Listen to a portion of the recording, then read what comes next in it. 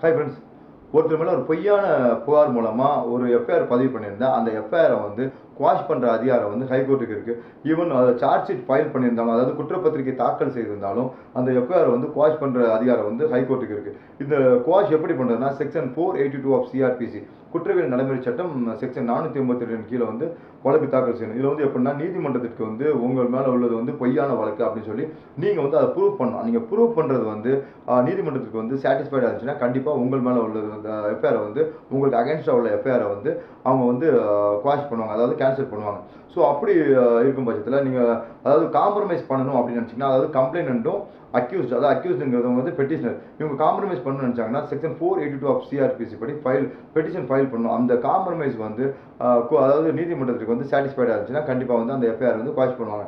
So இது வந்து நீங்கள் உங்களுக்கு மேலே வேணும்னே அந்த கம்ப்ளைண்ட் பண்ணாங்க பாருங்கள், இந்த பொய்யான கம்ப்ளைண்ட் பண்ணாங்க பாருங்கள், அந்த பொய்யான கம்ப்ளைண்ட் பண்ணவங்க மேலே வந்து நீங்கள் வந்து செக்ஷன் 182 ஆஃப் ஐபிசி படி நீங்கள் வந்து அவங்க மேலே கம்ப்ளைண்ட் பண்ணலாம். அதே மாதிரி செக்ஷன் 211 ஆஃப் ஐபிசி படி அவங்களுக்கு வந்து 2 இயர்ஸ் சிறை தண்டனையும் ஃபைனும் உண்டு.